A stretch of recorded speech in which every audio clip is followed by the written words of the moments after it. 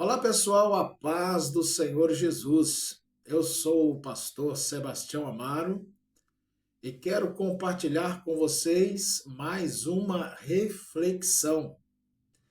E o tema de hoje é as qualidades de uma mãe.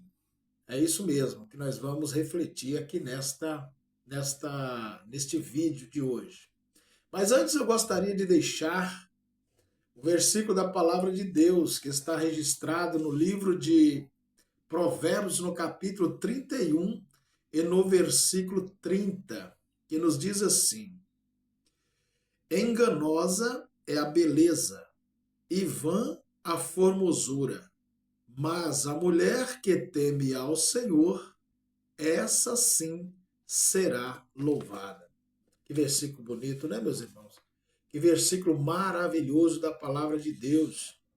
Eu quero iniciar aqui um comentário sobre o que nós acabamos de ler aqui em Provérbios 31, no versículo 30. Quando Seba, um homem desordeiro, se revoltou contra Davi, Joabe, com seu exército, o perseguiu até uma cidade chamada Abel-Bet-Maaca. Joabe estava pronto para atacar a cidade, quando uma mulher sábia, mandou chamá-lo. Essa mulher disse algo muito interessante para Joabe. Afirmou ela: nós somos pacíficos e fiel em Israel. Tu procuras destruir uma cidade que é mãe em Israel. Por que queres arruinar a herança do Senhor? Isso está em 2 Samuel 20, 19. Israel recebeu o título de mãe, assim como a igreja é também chamada de mãe. Dentro dessa série sobre a família, e de modo específico sobre as mães, vamos estudar algumas de suas qualidades que se devem estar presente em nossas vidas e nas igrejas. Lembremos que este termo não é específico à mãe biológica, podendo ser aplicado a todos nós. Portanto, ao mencionarmos as qualidades da mãe, estamos também pensando nas qualidades que devem existir na vida de todo aquele que serve ao Senhor. Maravilha, né? A introdução está assim: as informações que a Bíblia nos oferece sobre a mulher, especialmente sobre as mães, nos permitem exercer um ministério sem igual na igreja e em nossos lares. Cada narrativa faz aflorar uma série de virtudes e qualidades que, se praticadas, farias de qualquer igreja uma fonte de inspiração e fé. Por exemplo, temos o texto de Provérbio que traça o perfil da mulher virtuosa, aquela que não se preocupa tanto com a aparência, mas com o que está no coração. Mesmo vivendo num tempo em que os valores parecem ter mudado de rumo, ainda assim é possível encontrar mulheres que vivem sobre a graça e o temor de Deus. Nesta mensagem, vamos analisar as qualidades de algumas destas mulheres, que este ensinando nos inspire a seguir o mesmo caminho dessas vitoriosas mulheres de Deus. Item 1. A primeira virtude de uma mulher é gerar filhos. Esta afirmação pode parecer muito simplória, mas uma viagem pelo Antigo Testamento nos mostra que a esterilidade era considerada uma desonra. teologia popular afirmava que ser estéril era estar debaixo do juízo de Deus. Quando Raquel viu que não dava filho a Jacó, teve inveja de sua irmã. Por isso disse a Jacó: dê-me filhos, ou morrerei. Quando se fala de uma vida produtiva, gerar filhos possui ainda um sentido mais amplo. Se alguém nada produz durante a vida, passa por ela sem deixar marca. Acaba sendo considerada uma pessoa estéril, inútil. Ao ensinar sobre a aplicação dos talentos, Jesus mostrou como é importante exercitar o que recebemos de Deus. Uma igreja que não produz filhos é uma igreja estéril. A razão maior da existência da igreja não é simplesmente cuidar dos membros. Ela deve ser uma igreja produtiva, deve ser uma mãe fértil e pronta a gerar filhos.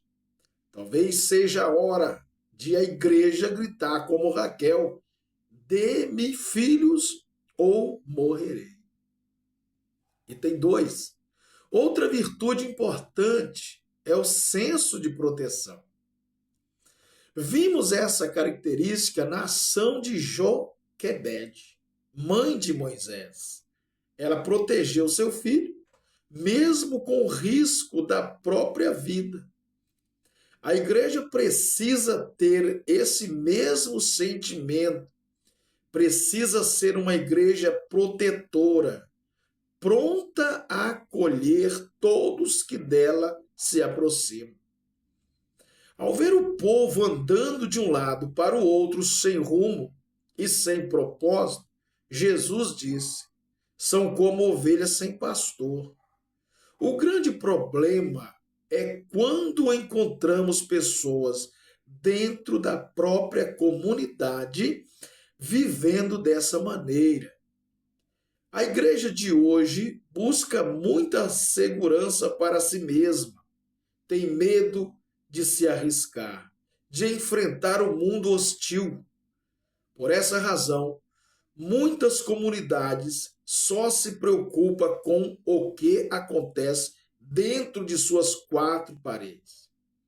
Está na hora de estender o todo da nossa habitação e socorrer todos os que vivem famintos e perdidos dentro de suas próprias casas. Item 3. Podemos também mencionar quanto a mãe valoriza os filhos. Depois de muito orar, Deus concedeu a Ana o que ela tanto desejava, um filho, a quem ela chamou Samuel. Ana valorizou tanto esse filho que o entregou ao Senhor. Quando no ano seguinte Eucana subiu com toda a família para oferecer o sacrifício anual ao Senhor e para cumprir o seu voto, Ana não foi e disse a seu marido: depois que o menino for desmamado, eu o levarei e apresentarei ao Senhor, e ele morará ali para sempre. Para Ana, o filho Samuel representava o fim de um tempo de dor e vergonha. No entanto, ela não pensou duas vezes quando decidiu entregá-lo a Deus. Dessa atitude de Ana, devemos aprender o seguinte: não dê a Deus o que não lhe custa nada. Embora Ana amasse demais o filho, entregou-o ao Senhor. Uma igreja mãe precisa ter o mesmo sentimento, deve valorizar os seus filhos. Na igreja não podemos haver discriminações. Todos são iguais e devem ser tratados da mesma maneira. Em Tiago 2:1, no versículo 3, o apóstolo faz a referência a isso. Por fim, a mãe tem um corajoso espírito de defesa. Está sempre pronta a defender seus filhos. Disse-lhe sua mãe: caia sobre mim a maldição, meu filho. Faça apenas o que eu digo. Vá, traga-os para mim. Rebeca agiu de forma errada, mas seu amor pelo filho Jacó era tão forte que ela não incitou em defendê-lo. Ainda que o filho erre, a mãe permanece a seu lado. Vou lhe contar ali uma ilustração. Sempre que pai ameaçava nos bater, mamãe se colocava no meio. Faz parte da natureza da mãe defender seus filhos.